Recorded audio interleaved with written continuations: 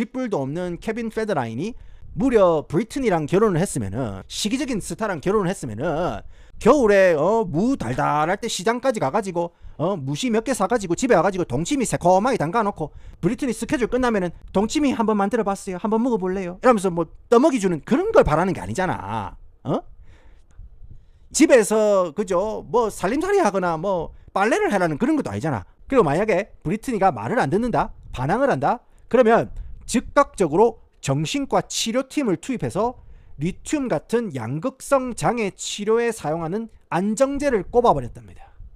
2001년 9월 7일 메디슨 스퀘어 가든에서 열린 마이클 잭슨의 데뷔 30주년 기념 콘서트 무대에서 팝의 황제와 팝의 공주 브리트니 스피어스가 The Way You Make Me Feel 이라는 그 곡을 함께 부르면서 역사적인 무대를 보입니다. 당시 두 사람이 무대에서 보여준 여유라든지 무대를 장악하는 에너지는요, 아직까지도 회자가 될 정도로 상징적인 무대였습니다. 그런데 당시에는 그냥 팝의 황제, 팝의 공주가 함께 오르는 멋진 무대라고 생각했었는데, 세월이 지난 지금에 생각해보면 마이클 잭슨은 죽기 직전까지 온갖 루머와 악의적인 공격을 받다가 비참하게 삶을 마감했습니다. 그리고 그 무대에서 마이클과 함께 공연했던 팝의 공주 브리트니는 안타깝게도 마이클 잭슨이 겪었던 비극의 서사를 그대로 밟고 있습니다. 거의 20년이 넘는 시간 동안 미디어는 브리트니 스피어스를 미친 여자 취급하고 위험하고 정신 나간 여자, 누군가의 도움이 절실히 필요한 여자로 묘사했지만, 사실 그거는 브리트니 스피어스가 이룬 모든 것을 컨트롤하고 브리트니를 이용해서 부와 명성을 쌓으려는 친아버지와 그 주변 관계자들이 치밀하게 세운 계획이자 치밀한 사육 전략이었습니다. 브리트니 스피어스가 이런 모습에서 이런 모습이 되기까지 그냥 철없는 스타의 일탈의 결과가 아닙니다. 그래서 오늘은 마이클 잭슨의 비참한 인생을 그대로 답습하고 있는 브리트니 스피어스, 그리고 대중매체나 언론이나 업계 관계자들이 어떻게 우리의 뇌를 쇠뇌시키고 어떻게 브리트니 스피어스를 무너뜨리고 고립시키고 통제했는지에 대한 이야기를 한번 말아드리겠습니다. 브리트니 스피어스의 어린 시절이나 어떻게 스타가 됐는지에 대한 내용은 제가 브리트니 스피어스가 20년간 감춰온 저스틴 팀버레이크의 비밀이라는 그 영상에서 자세히 말아드렸습니다. 그 영상도 한번 봐주시고요. 자, 다같이 2004년으로 가보겠습니다. 당시 브리트니 스피어스는요, 세계 최고의 팝스타였습니다. 근데 당시에는요, 여러분들 뭐 무슨 인권이니 사생활보호니 뭐 그딴 거 없습니다. 진짜 막 잡지사, 신문사, 기자들이나 파파라치들이 사진 한 장 건지려고 도로를 막 역주행해가지고 추격전을 벌이고 그랬던 시절이거든요. 헬기 띄우고 앰뷸런스로 가장해가지고 앰뷸런스에서 사진 찍고 이런 시절이었다는 거예요. 왜냐하면은 브리트니 스피어스 길거리에서 그냥 돌아다니는 사진 한 장 있죠? 뭐 별거 없어요. 그냥 그게 한 장당 35만 원이에요. 그리고 브리트니 스피어스가 만약에 울거나 화난 모습이거나 좀 더 자극적인 사진은요, 한 장당 7억에 거래되는 사례도 있습니다. 그래서 브리트니 스피어스 길거리 사진만 전문적으로 조지는 전담 에이전시 회사가 있을 정도였어요. 그러니까 이 양반들은 여러 명이 그룹을 지어가지고 에이전시 회사를 만드는 거예요. 그냥 하나의 사업인 거예요. 이것들은요, 그냥 하루 종일 3교대 돌리고 브리트니 스피어스 쫓아다니면서 찍은 사진으로 1년에 37억을 벌었습니다. 37억. 그렇게 돈을 벌 수가 있으니까 항상 이 언니 주변으로는 기자들이나 파파라치가 100명 이상 쫓아다니는 거예요. 그러니까 길거리만 쫓아다니는 게 아니에요. 24시간 그냥 감시당하는 거나 마찬가지입니다. 집에 있어도 커튼 사이로, 그죠? 가려진 커튼 틈 사이로 이러면서 보는 거예요. 브리트니를 봤지. 소름 끼치는 거예요. 집에 있어도 커튼 사이로 광원 렌즈로 건너편 건물에서 초정밀 촬영을 24시간 감시하면서 하는 애들이 파파라치 입마들이었어요. 뭔 말인지 알겠죠? 게다가 브리트니 스피어스는요, 착하고 섹시한 아이콘이라는 그 틀에 완전히 갇혀져 있었어요. 착하고 섹시하다, 이게 굉장히 이질감이 있잖아요. 그냥 섹시한 이미지면은 막 일탈하고 막 나가도 쟤는 원래 저러니까 하고 그냥 냅두는데, 브리트니 스피어스는요, 착하고 섹시한 아이콘이었어요. 그래서 브리트니가 막 클럽 댕기고 연애하고 막 일탈하는 모습이나 막 나가는 모습을 대중들이 허락을 못했어요. 그러니까 어떤 분위기였냐면은 너는 섹시한 모습을 우리한테만 보여줘야지 다른 데 가가지고 남한테 흘리고 다니지 마라. 다른 남자들한테 흘리고 다니지 마라. 이런 굉장히 이상한 프레임에 씌어져 있었거든요, 브리트니가. 아니 20대 초반 그 혈기왕성한 나이에 그런 통제된 생활이 계속되니까 브리트니 이 언니도 완전히 미치고 환장하는 겁니다. 그렇기 때문에 겉으로는 굉장히 화려한 삶이었어도 내심 자유로운 삶을 항상 꿈꾸고 있었어요, 이 언니가. 그래서 그때 눈에 딱 들어온 사람이 누구였다? 바로 케빈 페더라인이라는 백업 댄서였어요. 백업 댄서. 가만히 보니까 브리트니가 아니 얘들은 같이 무대에 올라가고 행사도 같이 뛰는데 길에 싸돌아다녀도 아무도 못 알아보는 거예요. 금요일 저녁 황금 시간대에 아무도 못 알아보는 거예요. 그리고 이 친구들은 심지어 연애도 자유롭게 안 해? 그러면 우리는 어떻습니까, 여러분들? 반대가 끌리는 거예요. 내가 가지고 있지 않은 걸 가지고 있는 사람이 끌리기 마련 아니겠습니까? 그래서 내가 결핍한 걸 가지고 있는 자유라는 거를 가지고 있는 이 사람이 쥐뿔도 없어도 나는 다 있는데 자유가 없어. 근데 이 사람은 자유가 있는 거예요. 뭔 말인지 알겠죠? 케빈 페더라인이 20년 된 중고차 끄집고 댕겨도 그죠? 옷도 뭐 동대문에서 새벽대기로 싸게 여러 벌 사가지고 돌려 입는 것 같은데 너무 자유로운 거예요. 너무 자유로워 보이는 거예요. 그래가지고 브리트니 입장에서 그거만큼 멋있는 게 없었던 거예요. 그래서 당시에 브리트니가 다른 건 내가 자유롭게 못해도 신랑 하나는 내가 직접 고를 끼다 싶었던 거예요. 그래가지고 케빈 페더라인이랑 꽁냥꽁냥을 시작하는 겁니다. 그런데 여러분들 인생에 있어가지고 가장 외로운 시기에 하는 중대한 결정은 어떤 경우가 많다? 좌충수인 경우가 많다. 최악수인 경우가 많다. 케빈 페더라인과의 만남이 자기 인생을 파멸로 이끄는 첫 단초가 될 줄은 꿈에도 생각을 못했어요. 자, 브리트니 스피어스가 케빈 페더라인이랑 사귄 지 3개월 만에 급속도로 결혼을 발표합니다. 그러니까 사람들이 주변에서 그죠? 가시나니 미친나? 결혼이 무슨 뭐 현대카드 3개월 무이자 할부 이벤트인 줄 아나? 결혼을 3개월 만에 한다는 게 말이 되나? 하면서 다 뜯어말리고 난리가 났었어요. 근데 브리트니 스피어스는요, 그렇게 쌈마이 감성으로 3개월 만에 결혼하는 게 정말로 날 것 중에 날 것, 순수한 자유로움이라고 느꼈어요. 일종의 반항심이라고 느꼈거든요. 근데 막상 결혼을 딱 하다 보니까 쥐뿔도 없는 케빈 페더라인이 무려 브리트니랑 결혼을 했으면은, 시기적인 스타랑 결혼을 했으면은 겨울에 무 달달할 때 시장까지 가가지고 무시 몇 개 사가지고 집에 와가지고 동치미 새콤하게 담가놓고 브리트니 스케줄 끝나면은 동치미 한번 만들어봤어요, 한번 먹어볼래요? 이러면서 뭐 떠먹이주는 그런 걸 바라는 게 아니잖아. 집에서 그죠? 뭐 살림살이 하거나 뭐 빨래를 해라는 그런 것도 아니잖아. 밤무대 뛰고 오면은 그거 폴리에스테르라고 냄새 많이 난다고. 그러면 알칼리성 세제를 갖다가 고아놨다가 냄새 다 빼고 그 뭐 빨래 싹싹 돌려가지고 싹 해놓고 이런 거를 원하는 게 아니잖아. 그냥 브리트니 스케줄 없을 때 조용히 저 인천이나 양평 쪽 가가지고 낚시나 하면서 조용하게 살면 되는데, 케빈 페더라인이 굉장한 관종이었어요. 그래가지고 잡지 인터뷰에 나와가지고 둘 관계에 대해서 막 인터뷰하고 막 결정적인 주접이 뭐였냐면은 브리튼이랑 쥐랑 개인적으로 둘이 여행 다니면서 밥 먹을 때 찍은 그 홈 비디오 사진이나 영상 있죠. 그런 개인적인 사생활이 담긴 영상을 갖다가 돈 닦아먹고 유명세를 얻으려고 방송사에 넘겨버리는 거예요, 헐값에. 그리고 또 방송사에서는 그거를 가지고 리얼리티 쇼를 만들어요. 쇼를 만들었다고, 그거를 갖다가. 브리튼이 얼굴 보세요. 임마 이거 사람 새끼 맞나? 이러면서 임마 이거 내 사람 새끼 맞는지 국가수에 의뢰해야 되나 싶은 표정이잖아요. 그러니까 이제는 브리트니 결혼생활, 사생활까지 전부 다 돈으로 환산이 되는 그런 상황이에요. 그러니까 브리트니는 점점 더 고립되는 느낌을 받는 겁니다. 그런데 쉽게 이 케빈 페더라인을 손절을 못 치는 거예요. 왜냐? 사실 여러분들이 잘 모르는 게 브리트니가 대중들한테 보여지는 이미지랑은 굉장히 다르게 어릴 때부터 정상적인 가족에 대한 그런 갈증이 굉장히 심했습니다. 집착적이었어요, 거의. 제가 브리트니 스피어스랑 저스틴 팀벌레이크에 대한 관계에 대한 어떤 그 이전 영상에서 제가 자세히 다뤄드렸잖아요. 그 당시에 브리트니가 저스틴 팀벌레이크랑 가정을 꾸리고 싶었는데 브리트니가 저스틴 팀벌레이크한테 아주 잔인하게 버림을 당했어요. 그래가지고 브리트니가 그런 결핍이 굉장히 심한 상황에서 안정적이고 화목한 가정에 대한 그런 판타지가 굉장히 컸는데, 케빈 페더라인이 지금 개판을 치고 다니지만은 아기가 생기고 가족이 완성이 되고 나면은 그래도 책임감 있고 파이팅 있게 사랑구실하면서 잘 살지 않을까, 되도 않은 기대를 한 거예요. 자, 여기서 브리트니 인생 난이도를 가장 어렵게 만드는 일이 발생합니다. 사실 이거는 사람들이 잘 모르는 건데, 브리트니가 지금까지 개고생하면서 번 돈이죠. 어릴 때부터 막 디즈니 아역하면서 벌고 그런 거 있잖아요. 그 전 재산을 전부 다 끌어모아가지고 자산관리 트러스트를 설립합니다. 자산관리 트러스트. 자산관리 팀을 설립을 하는 거예요. 그래서 돈 관리는 전부 다 전문 팀에 맡긴다. 이런 겁니다. 오케이? 근데 보통 이런 식으로 자기가 관리하고 가족 누구가 관리하고 이렇게 하다가 갑자기 전문가들이 체계적으로 관리하기 시작한다? 그러면은 누가 핀토가 상한다? 브리트니 주변에서 파리처럼 달라붙어가지고 돈 뜯어내던 것들이 예전에는 브리트니한테 전화 한 통만 딱 때리면은 통장에 돈이 쪽쪽 꼽혔어요.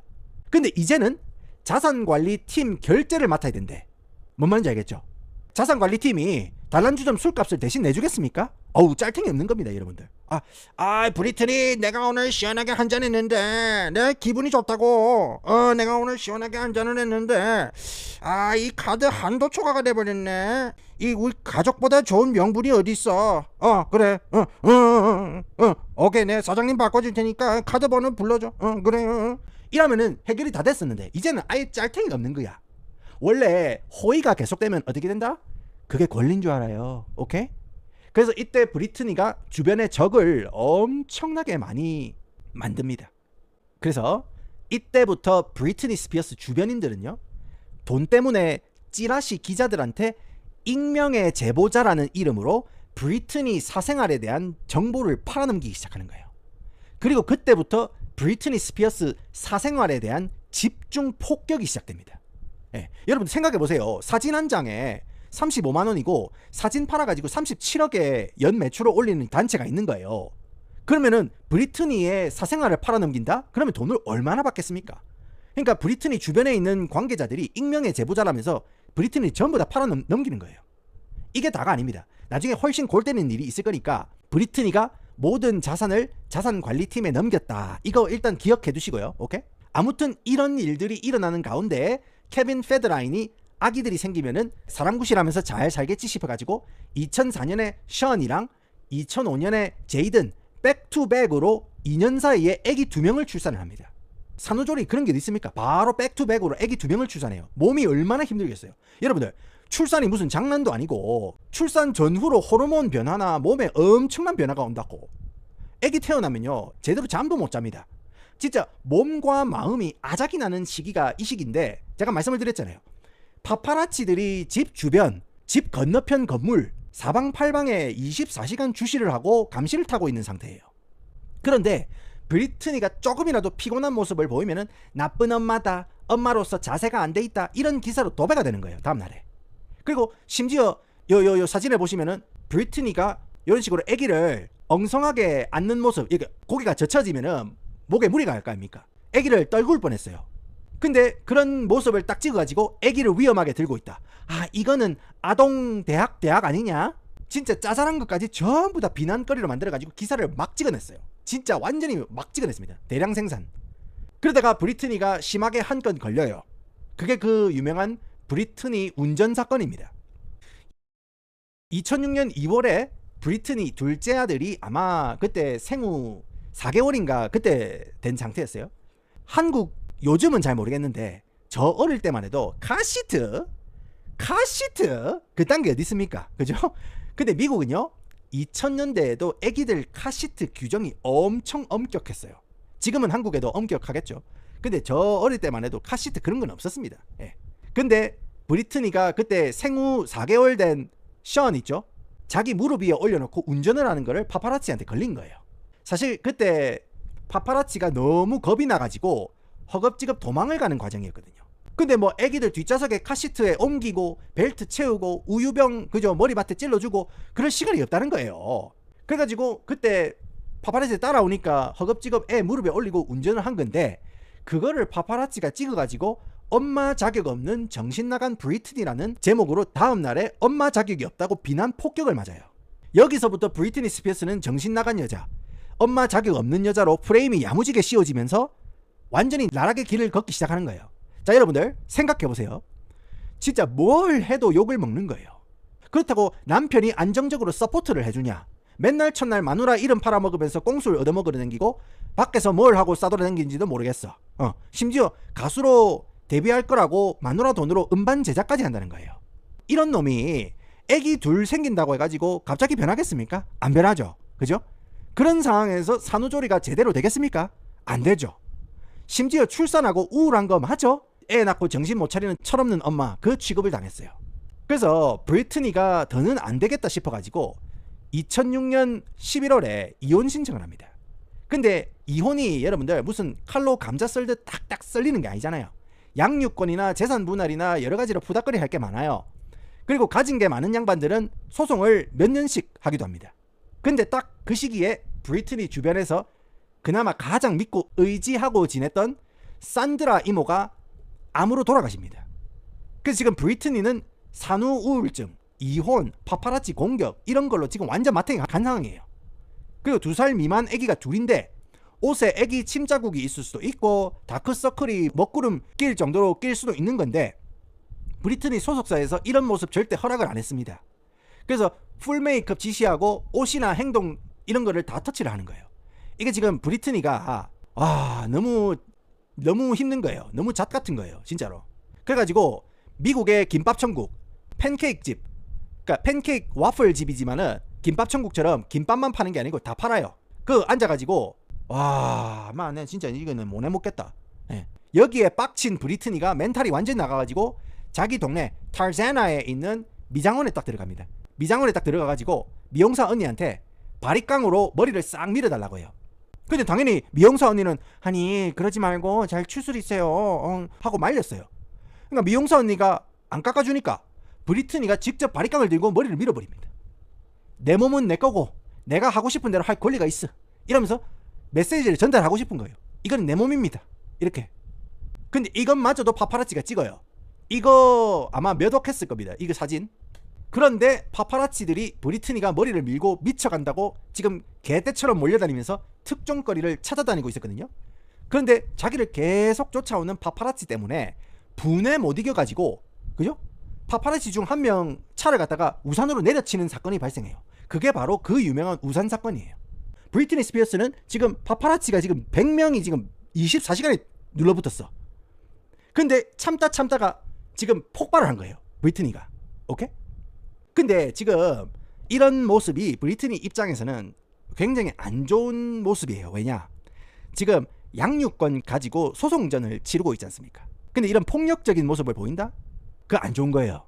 그래서 사건이 터지고 하루도 안 지나가지고 전 미디어가 기다렸다는 듯이 시작 하고 일제히 브리트니 스피어스에 대한 기사를 갖다가 쏟아내는 거예요. 정신적으로 불안정하다, 도라이 같은 행동을 한다, 폭력적이다, 신경쇠약이다, 엄마 자격이 없다, 매주 엄청난 양의 기사를 쏟아냅니다. 심지어 브리트니는요, 주변 친지들, 스텝이나 회사 관계자들, 사적인 자리에서 그 나눈 대화들 있죠, 이런 거 전부 다 익명의 제보자라는 이름으로 핀트 딱 바꿔가지고 매일 보도가 되니까 이거는 믿을 수 있는 사람이 완전히 없는 거예요. 이제 완전히 고립이 되는 거예요. 메이크업 해주는 사람, 스텝, 코디, 매니저, 로드 매니저 전부 다 자기 이야기를 팔아가지고 이익을 취하니까 완전히 고립이 되는 거예요. 오케이? 이런 식으로 계속 미디어 공격이 시작되니까 이미 대중적으로 브리트니는요, 두 아이를 온전히 케어할 수 없는 정신병자가 되는 거예요. 그래서 결국 2007년 10월에 법원에서 브리트니 스피어스 양육권을 박탈을 시켜버려요. 그래서 이제 애들이 전 남편 케빈 페드라인 집에서 살게 됐어요. 그리고 브리트니는 정해진 시간에만 애들을 간간히 볼 수 있는 그런 잔인한 상황이 된 거예요. 애들이 18, 17도 아니고 그래도 힘든데 애들이 지금 2살 이하의 애들을 진짜 막 주말 몇 시간 이 정도밖에 볼 수 없는 아주 잔인한 상황이 된 겁니다. 그런데 상황은 여기서 끝나지 않습니다. 2008년 1월 엄청난 사건이 터집니다. 뉴스 속보입니다. LA 경찰은 브리트니 스피어스가 밤사이 양육권 인계 과정에서 아이들을 구금시킨 혐의로 구급차에 실려 자택에서 정신병원으로 이송됐음을 방금 확인했습니다. 예? 역시나 똑같은 패턴으로 모든 미디어가 이 사건을 일제히 보도를 하는 거예요. 그리고 대중들은 충격에 빠졌습니다. 브리트니가 드디어 정신줄을 완전히 놓았고 법원 말대로, 진짜로 법원 판결대로 아이를 케어할 수 없는, 아예 접근조차 하면 안 되는 위험한 인물이라고 이제 믿게 되는 거예요. 그런데 브리트니가 자서전에서 이야기한 내용은 보도와는 완전히 다릅니다. 그 당시에 양육권이 전남편 쪽으로 완전히 넘어간 상황에서 잠시 아이들을 만날 수 있는 그 날에 경호원이 자기한테 몇 분 정도 안 남았고 조금 있다가 이동을 해야 한다라고 언지를 줬대요. 근데 브리트니는요, 당시에 혼자 있는 것도 허용이 안 됐어요. 유일하게 브리트니가 혼자 있을 수 있는 장소가 화장실이었거든요. 그래서 애들을 데리고 화장실에 들어간 거예요. 애들을 붙잡아 두려고 하는 게 아니고. 근데 브리트니 관계자들이 거짓말로 신고를 찔러요, 경찰한테. 경찰이 급하게 출동을 한 거예요. 그런 다음에 정신병자 체포하듯이 칭칭 감은 다음에 정신과에 처방을 놓은 거예요. 심지어 이때 여러분들 무슨 준비라도 한 것처럼 이송 과정에서 취재 헬리콥터까지 따라붙었어요. 무슨 은행 강도 추격신입니까? 파블로 에스코바입니까? 온 미디어가 아주 난리 부르스를 쳐제끼는 거예요, 브리트니 하나 가지고. 아니 여러분들 생각을 해보세요. 애기 둘 다 10개월씩 엄마랑 한 몸에서 같이 숨쉬고 엄마랑 영양도 같이 나눠 먹고 했어요. 그야말로 하나의 몸이었던 애기들이잖아요. 근데 미디어가 엄마를 괴물로 만든 다음에 애기를 훔쳐갔다고 생각하시면 돼요. 그리고 그나마 허용된 시간에 엄마로서 이제 한 번이라도 애를 더 안아주고 싶지 않겠습니까? 그런데 그거를 가지고 경찰이 센터를 까고 파파라치 100명 이상 따라붙고 취재 헬기까지 띄우고 이러는데 사람이 여러분들 견딜 수가 있겠습니까? 갑니다. 아무튼 강제로 정신병원에 감금된 브리트니였는데 브리트니를 담그려는 세력들은 장기적으로 정신병원에 썩히려고 했어요, 브리트니를. 그러니까 의사들한테 가가지고 내가 봤을 때 브리트니는 지금 상황이 굉장히 심각한 것 같아가지고 병원에서 전문의들의 케어를 좀 오래 받아야 되지 않겠어요? 뭐 이런 식으로 쇼부를 보려고 했겠죠. 근데 경찰 쪽에서는 브리트니가 그런 소동은 벌였지만은 이거는 형사 입건 문제는 아니라고 판단한 거예요. 그래서 퇴원을 갖다가 브리트니 의지로 돌려버려요. 그래서 브리트니 스피어스가 일단 퇴원은 합니다. 그런데 안타깝게도요, 이때 브리트니 스피어스는요, 애기들 면접권까지 완전히 상실한 거예요. 이제 애들을 못 보는 거예요. 위험인물 정신병자로 판명이 나가지고. 그런데 여기서 누가 등장한다? 브리트니 스피어스 앱이라는 놈이 등장해요. 제이미 스피어스. 임마가 본격적으로 미디어에 마이크를 잡고 설치기 시작합니다. 제이미 스피어스가 브리트니가 퇴원을 했을 때 지금 우리 딸 생명이 위험하다고 생각합니다. 상황이 더 악화되기 전에 법원의 명령이 있기를 바랄 뿐입니다. 이러면서 법원한테 브리트니가 장기적으로 정신병원에 입원할 수 있도록 입원 티켓을 주세요 하고 입을 턴 거예요. 뭔 말이냐? 그야말로 강제로 브리트니가 정신병원에 갇힐 수 있게 하도록 공사를 치는 거거든요. 그러니까 겉으로는 자기 딸이 정신적으로 불안정하니까 애비된 입장에서 딸이 좀 더 전문적으로 치료를 받을 수 있도록 입원을 해가지고 더 나아지길 바라는 게 아닌가 싶을 수 있잖아요. 밖에서 볼 때는 그랬다고. 아닙니다. 왜냐? 제이미 스피어스 입장에서 만약에 브리트니 스피어스를 정신병자 프레임을 씌우는데 성공하잖아요. 그러면은 후견인 자격이라는 거를 얻을 수가 있어요. 후견인 자격을 얻으면요, 브리트니 스피어스가 지금까지 이룬 재정적 성공, 경력, 뭐 상업적 계약, 심지어 매일매일 뭐를 먹고 어디를 가고 몇 시에 가고 뭔 약을 먹어야 되는지 모든 브리트니 스피어스 인생에 대한 통제권을 얻습니다.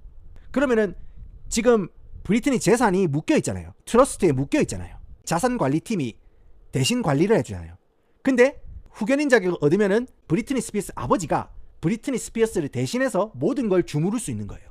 와, 근데 여러분들 후견인 사유가 진짜 얼탱이 없어요. 브리트니 스피어스 아버지 제이미 스피어스가 법원에 청원한 게 뭐냐면은 브리트니가 치매가 있으니까 사회적으로 개인적으로 보호가 필요할 것 같아. 그래서 내가 브리트니를 대신해서 모든 의사결정을 위임받는 게 좋겠어. 이러면서 청원서를 낸 거예요. 치매요? 예? 치매? 치맥이 아니고 치매요? 여러분들 당시에 브리트니 스피어스가 나이가 26이었습니다. 26.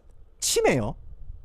여러분들 이게 얼마나 구리구리한 거냐면은 당시에 법원이요, 여러분들 브리트니를 법적 무능력자라고 규정을 해버렸어요. 정신병자니까. 그러니까 자기 일상적인 의사결정도 할 수 없는 사람이라고 법원에서 규정을 한 거예요. 그 말은 뭐냐? 어차피 청문회장에서 온전한 정신으로 질의응답할 상태가 아니니까 청문회 참석도 허가를 안 해주고 자기가 스스로 변호사를 고용할 그런 정신머리도 없으니까 법원에서 임의로 국선 변호사 아무나 붙여준 거예요. 그렇게 브리트니는요 완전히 입막음 당한 상태에서 법원 출석도 못하고 모든 거를 친아버지 제이미 스피어스한테 다 뺏깁니다. 그리고 제이미 스피어스가 진짜 쓰레기인 게 뭐냐면은 후견인 제도 종류가 여러 가지 있는데 이 양반이 계산기를 미리 두드려 본 거예요. 환자 증상이 호전되고 일상생활이 가능해지면은 후견인 자격을 다시 무효화시킬 수 있는 그런 후견인 종류가 있는 거예요. 그리고 아예 영구적으로 후견인 신분을 꽁그리를 칠 수 있는 그런 방법이 또 있는 거예요. 근데 치매는요, 여러분들 이게 시간이 지날수록 더 심해지면 심해졌지 이게 호전되는 병이 아니라고 알려져 있잖아요. 이게 죽을 때까지 가져가는 병이라고 알려져 있잖아요. 치매가. 이거를 제이미 스미스가 이미 알고 있었던 거야. 그래서 일부러 치매 쪽으로 공사를 친 다음에 법원에서 영구적인 후견인 자격을 받아내는 거예요. 심지어 제이미 스피어스는요, 파산을 2번이나 선고하고 알코올 중독자로 알려져 있어요. 이 양반이. 그러니까 파산당하는 거는 그죠? 사업 수완이 안 좋아가지고 뭐 그럴 수 있다 칩시다. 근데 알코올 중독자잖아요. 예. 그러면은 후견인 자격으로서 자격이 있는 겁니까? 그 의구심이 있는 거예요. 그런데 법원에서 이런 사람을 후견인으로 받아줬다? 이거는 여러분들 구린 데가 한둘이 아닙니다. 이렇게 철저하게 브리트니를 손에 넣은 제이미 스피어스는요, 브리트니가 먹는 약의 종류, 약을 언제 얼마나 복용하는 것까지 완벽하게 통제하는 상황입니다. 그런데 법적으로 치매 환자인 브리트니가 2009년 정규 6집 앨범 서커스 앨범을 냅니다. 여러분들 화보 보입니까? 이 언니 눈 한번 보세요. 얼마나 슬픈 눈을 하고 있습니까? 서커스다. 나는 그 서커스장에서 고개를 부리는 재주 넘게 하는 그런 동물에 불과하다는 거예요. 근데 이걸 또 대놓고 이걸로 마케팅을 조집니다. 회사에서. 얼마나 황당합니까 여러분들. 나는 얘를 동물 취급을 하고 있어요. 그냥 대중들한테 알리는데 대중들은 아예 모르는 거예요. 뭔 말인지 알겠죠? 이때까지만 해도 여러분들 대중들은 아예 몰랐습니다. 브리트니가 어떤 상황인지. 다시 말씀드리지만요, 브리트니 스피어스는요 법적으로 치매 환자입니다. 근데 치매 환자가 앨범 작업을 한다? 이거는요 여러분들 말도 안 되는 미친 소리예요.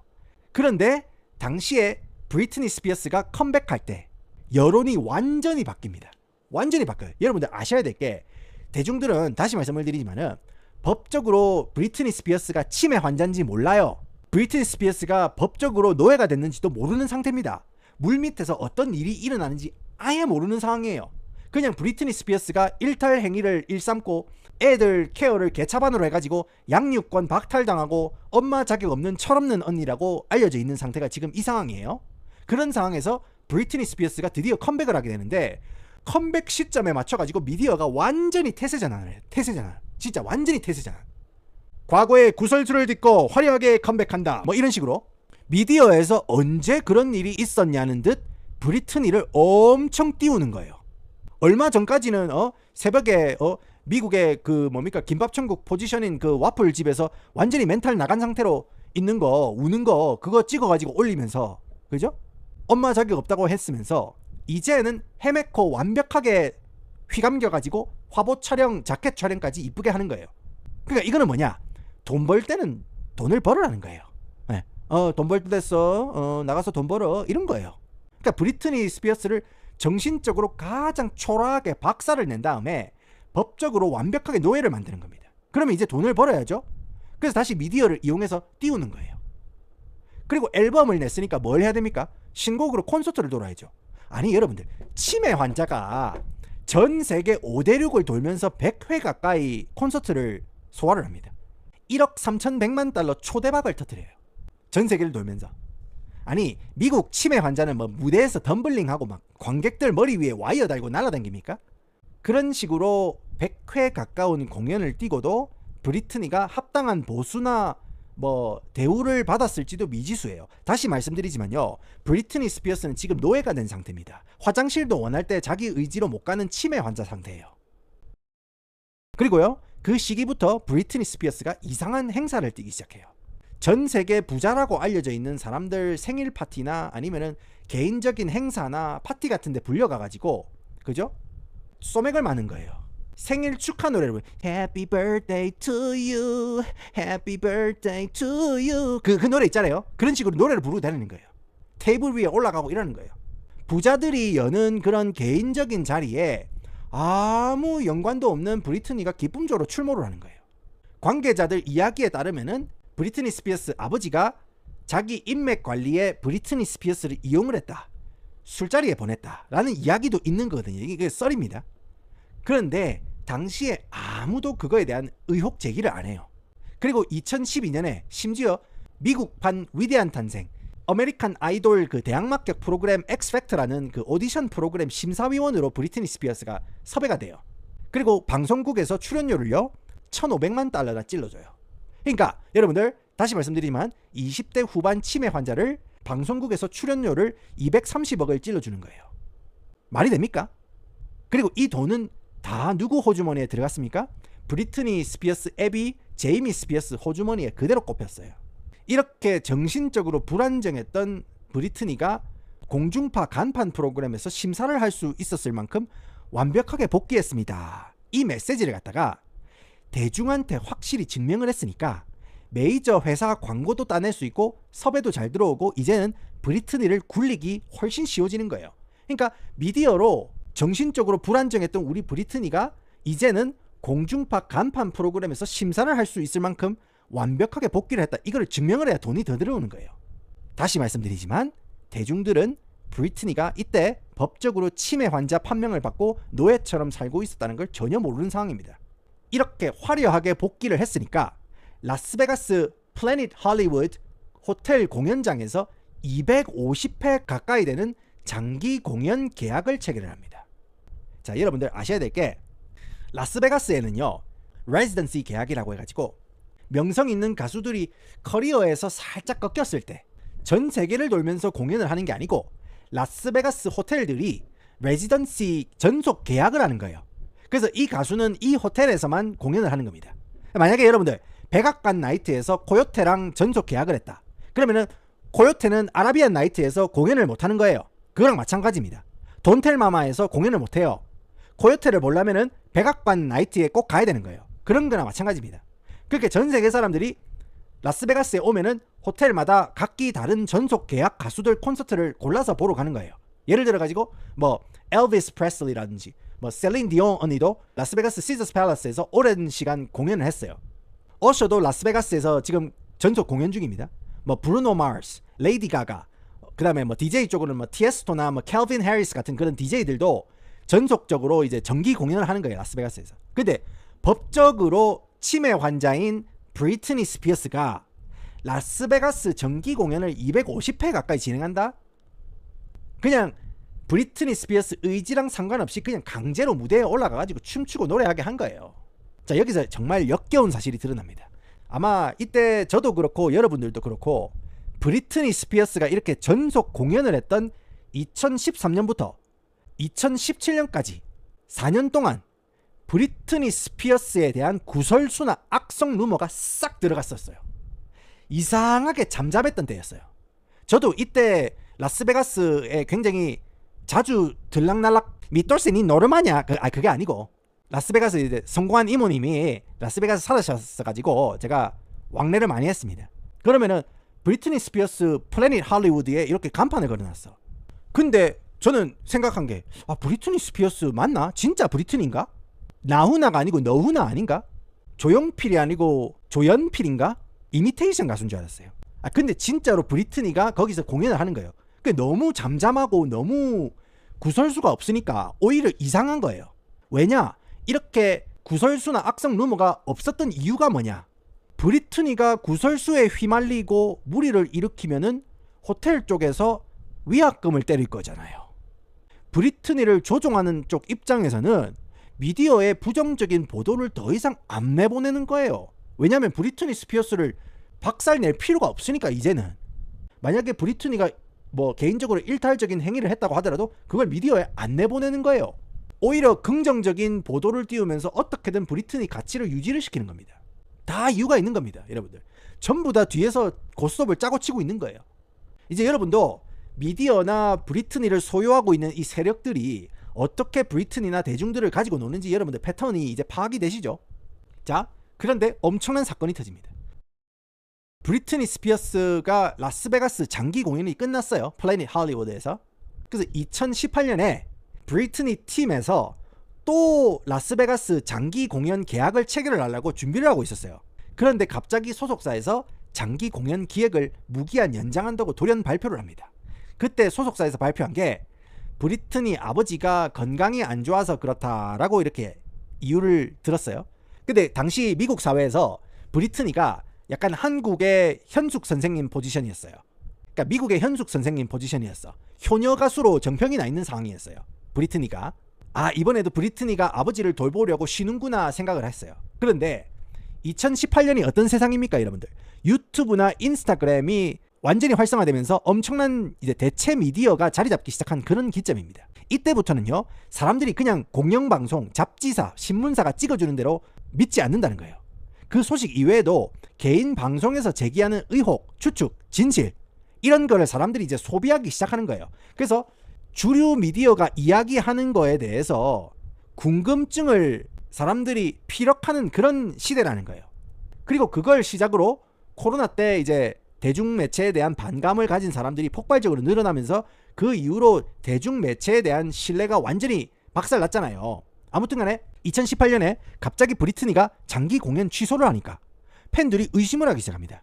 그래서 온라인 수사대가 도대체 지금 브리트니 스피어스가 어디 있는 거지 찾아보기 시작한 거예요. 왜냐? 장기 공연이 끝났으니까 장기적으로 원래는 뭐 매주 보였는데 이제는 장기 공연이 끝났으니까 브리트니를 볼 수가 없는 거예요. 그러니까 거의 한 1년 반 동안 브리트니 스피어스 종적을 감춘 거예요. 휴가를 가도 브리트니는 이제 워낙 급이 크기 때문에 사람들이 알아볼 건데 그런 것도 없는 거야. 그래서 사람들이 이제 의구심을 품기 시작하는 거예요. 그리고 거대한 진실이 수면 위로 떠오르기 시작합니다. 그 당시에 Britney's Gram이라는 팟캐스트 방송이 있었어요. 뭐 그렇게 규모가 크거나 엄청난 인기 있는 팟캐스트는 아니었는데 방송 내용이 뭐냐면은 테스랑 바바라라는 언니가 진행을 하면서 브리트니 스피어스 인스타그램에 올라오는 사진이나 스토리나 동영상 같은 거를 같이 훑어보면서 이런저런 수다도 떨고 노가리를 까는 거예요. 예. 어머, 브리트니 언니 이번에 속눈썹 연장했더라? 어머, 개풍성하네? 사실 언니 속눈썹이 원래 길어가지고 그냥 컬링으로 뿌리에서 말아 올려서 해도 느낌 괜찮았는데 이번에 연장시키니까 훨씬 꽉 찬 느낌이긴 해. 이러면서, 그죠? 언니들 속눈썹 이야기 나오면 막 1시간씩 이야기 하잖아요. 그런 느낌이에요. 뭔 말인지 알겠죠? 그러면서 이런저런 게시물에 대한 이야기를 나누는데 매회 게시물이나 영상이나 포스팅 시간이나 그 타이밍이 좀 이상한 거예요. 인스타그램에 개인이 올리면은 약간 쪼가 있고 약간 그런, 근데 어느샌가부터 브리트니 스피어스가 직접 올리는 게 아닌 것 같고 왠지 뭔가 통제된 느낌을 받았다는 거예요.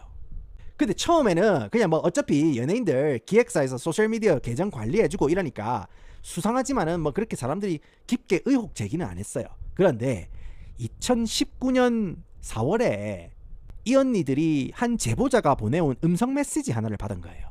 그 음성 메시지 내용이 뭐였냐면은 지금 브리트니가 자기 의지랑 다르게 정신질환 시설에 수용돼 있다라는 제보를 받은 거예요. 퇴원일도 모르는 채로 무기한 감금돼 있다는 제보를 받은 겁니다. 그리고 이거를 팟캐스트 진행자 언니들이 방송에 내보냅니다. 이렇게 거의 20년 넘게 숨겨온 진실이 세상에 드러나게 된 순간입니다. 지금까지 그냥 책임감 없이 방탕한 생활을 살아왔다고 알려진 브리트니가 사실 후견인인 아버지랑 미디어 그리고 업계 관계자들에 의해서 완전한 사육을 당하고 있다는 것을 이제 알게 된 거예요. 이렇게 진실이 세상에 공개된 후에 힘있는 사람들이 자기가 숨기고 싶었던 그런 치부가 드러났을 때 씌우는 프레임 있죠? 그게 그대로 나옵니다. 제이미 스피어스, 브리트니 아버지가요, 브리트니를 둘러싸고 있는 모든 의혹에 대해서 이런 목소리는 전부 다 찌라시고 음모론 취급을 했어요. 그리고 이 작은 불씨 하나를 이용해가지고 2021년 초에 미국을 뒤흔드는 다큐멘터리 하나가 공개가 됩니다. 바로 Framing Britney Spears, 브리트니 스피어스 프레임 씌우기라는 다큐멘터리가 공개가 됩니다. 자, 이 다큐멘터리는요, 진짜 소름 끼치는 게 뭐냐면 지금까지 대중한테 그저 미친 여자 아니면 그냥 가십의 대상으로 코 풀고 버리는 휴지 정도로 소비되던 브리트니가 시스템이나 미디어에 의해서 어떻게 집요하고 역겹게 착취를 당하고 괴롭힘을 당했는지 아주 적나라하게 보여주는 그런 다큐멘터리예요. 근데 그마저도 역겨운 게 뭐냐면 이 Framing Britney Spears 다큐멘터리를 제작한 제작사가 바로 뉴욕타임즈였습니다. 뉴욕타임즈. 여러분들, 뉴욕타임즈는요, 브리트니가 양육권 분쟁할 때 휩싸였던 그런 여러 가지 구설수 있잖아요. 그거에 대해서 누구보다도 잔혹하게 공격했던 그런 신문사였어요. 원래 여러분들, 미국에 연예인 찌라시 전담 보도를 주종목으로 다루는 급 안 되는 쓰레기 미디어들이 있어요. 전담 미디어가 있습니다. 뭐 TMZ 같은 애들처럼. 근데 당시에 브리트니 여론을 완벽하게 박살낼 수 있었던 이유가 뭐냐면, 그 당시에 가장 무게감이 있었던 메이저 중에 메이저, 뉴욕타임즈에서 브리트니를 공격을 했기 때문에 브리트니에 대한 루머의 힘이 엄청나게 실렸던 거예요. 만약에 TMZ가 그런 식으로 털었다면, 타블로이드나 이런 데서만 털었다면 사람들이 뭐 찌라시겠지 이렇게 생각하겠지만, 공신력 있는 뉴욕타임즈가 그렇게 공격을 했기 때문에 사실처럼 사람들이 생각을 했다는 거예요. 그런데 그랬던 뉴욕타임즈가 이번에는 브리트니 스피어스를 옹호하는 다큐멘터리를 제작을 하는 거예요. 이미 모든 거를 알고 있었으면서 이제서야 돈이 되겠다 싶은지 다큐멘터리로 마치 새로 알게 된 사실을 파헤치는 것처럼 다큐멘터리를 만든 거예요. 아무튼 이 다큐가 방영된 후에 작은 불씨가 산불처럼 번지면서 미국에서 Free Britney, 프리 브리트니 운동이 일어납니다. 그리고 그 목소리가 법정까지 전달되면서 대망의 2021년 6월 충격적인 재판이 열리게 됩니다. 자, 지금까지 심신미약, 정신질환, 치매 같은 이유로 브리트니는 법정이 정한 변호사를 통해서만, 국선 변호사의 입을 통해서만 입장 전달이 가능했어요. 그런데 이번에는요, 직접 법정에 출두해서 직접 마이크를 잡고 20분 넘게 발언을 쏟아냅니다. 그때 브리트니가 폭로한 내용이 진짜 끔찍했어요. 첫째, 브리트니는요, 후견인 제도가 자기를 보호하기 위한 장치가 아니고 자신을 합법적으로 착취하고 통제하기 위한 도구로 변질되었다고 주장했습니다. 예를 들어서 24시간 철저하게 아버지랑 소속사 관계자들이 감시를 하고 사생활이 전혀 보장이 안 됐다고 말해요. 둘째, 라스베가스 공연 때 정신적으로나 신체적으로나 완전히 방전된 상태였는데 쉬지도 못하고 강제로 공연이나 투어를 진행해야 했다고 합니다. 그리고 만약에 브리트니가 말을 안 듣는다, 반항을 한다, 그러면 즉각적으로 정신과 치료팀을 투입해서 리튬 같은 양극성 장애 치료에 사용하는 안정제를 꼽아버렸답니다. 그러면은 브리트니 스피어스는 약 기운 때문에 알딸딸하고 머리가 뿌얘졌다고 진술합니다. 심지어 브리트니는요, 이전에도 말씀을 드렸지만 결혼도 하고 아기도 낳고 가정도 꾸리고 싶었어요. 그런데 임신을 하거나 출산을 하면은 공연을 못 뛰잖아요, 브리트니가. 그래서 강제로 자궁에 피임장치 있죠, IUD, 그거를 강제로 삽입시키고 차단시켰다고 합니다. 그리고 금전적인 것도 당연히 엄청난 착취가 있었어요. 브리트니가 열심히 공연 뛰어가지고 번 돈, 차, 열쇠, 현금, 신용카드 아무것도 못 가지겠어요. 심지어 배달시켜 먹는 것까지 하나하나 다 세세하게 관계자들 허락을 받고 영수증 처리를 한 거예요. 그래서 후견인 사무실 직원이 이거는 하다 안 되는 거예요. 이거는 무슨 뭐 정신병원 문서까지 다 사무실로 들어오는 거예요. 이거를 알게 된 거예요, 후견인 사무실 직원이. 그래서 음성 제보를 한 겁니다. 아니 여러분들, 대중한테 알려진 사실이 이 정도인데 실제로 법정에서 어떤 이야기가 오고 갔는지, 어떤 끔찍한 일이 고백이 됐었는지 아예 감도 안 오는 거거든요. 그리고 브리트니가 법정에서 고백을 안 한 내용도 있을 수 있는 거 아니에요, 그죠? 끔찍한 거예요. 이렇게 법정을 통해서 드디어 브리트니의 목소리가 세상에 알려진 겁니다. 이것 때문에 그 당시에 온 미국이 들썩거렸어요. 그리고 2021년 7월에 결국 법원도 여론 눈치를 못 견디고 브리트니 스피어스에게 자기가 원하는 변호사를 직접 선임할 수 있게 임시로 권한을 부여하고, 그렇게 만발의 준비를 끝낸 2021년 11월 12일 드디어 마지막 재판날이 찾아왔습니다. 그날 법정은요, 드디어 브리트니 스피어스 아버지 제이미 스피어스의 후견인 자격을 정지하게 됩니다. 이렇게 13년간 브리트니 스피어스의 몸과 목을 조이고 있던 쇠사슬이 풀리게 됩니다. 그런데 13년, 어쩌면 20년 넘게 자기 뒤에서 치밀하게 공사를 쳐왔던 아버지랑 관계자들이 쌓은 벽은 그렇게 허술하지 않았습니다. 브리트니 나름대로 아버지를 고발해보기도 했는데 결국 아무런 위법 행위도 밝혀지지 않았다는 이유로 2024년 그냥 합의를 보게 됩니다. 그러니까 결국 브리트니가 데뷔 때부터 번 거의 모든 재산이나 업적이 그대로 제이미 스피어스나 소속사 사장 루 테일러 통장에 남게 되는 겁니다. 이렇게 자유의 몸이 된 브리트니는 이미 정신적으로나 신체적으로 완전히 파괴된 상황이었습니다. 그런 상황에서 아이들이랑 화해했다가 다시 멀어지기를 반복합니다. 안타깝게도 역사상 가장 위대한 팝스타 중 한 명인 브리트니 스피어스는 사육을 통한 착취와 고통 끝에 이제는 음악과 완전히 멀어졌습니다. 이게 여러분들 정신적으로 가스라이팅을 수십 년을 받게 되면은 이 자력으로 뭘 할 수가 없어요. 진짜로 동물처럼 되는 거예요. 지금 밥 먹어도 됩니까? 예, 지금 밥 먹겠습니다. 지금 화장실 가도 되겠습니까? 화장실 가겠습니다. 이렇게 되는 거예요. 오케이? 그리고 이런 상황을 알고 다시 영상 처음에 말씀드린 마이클 잭슨과 브리트니 스피어스의 공연으로 돌아가 보겠습니다. 미디어의 잔인한 공격을 받고 정신적으로 신체적으로 불구 상태를 만든 다음에 노예로 만들고 가족이나 주변 인물들로부터 착취를 당하는 비극의 역사가 정확히 반복되고 있는 게 바로 이 두 사람입니다. 이런 모든 숨겨진 아픔을 알고 난 후에 마이클 잭슨과 브리트니 스피어스의 공연을 바라보면 당시 무대에서 환상적인 공연을 보여줬던 두 사람이 눈으로 나눈 대화가 이제는 슬픔으로 다가오는 안타까운 무대가 되었습니다. 브리트니는 다시 예전 모습으로 돌아올 수 있을까? 살아있는 게 정말 기적이라고 생각이 들 정도로 끔찍한 세월을 견디고 있습니다. 그냥 아무 탈 없이 행복하길 바라는 마음입니다.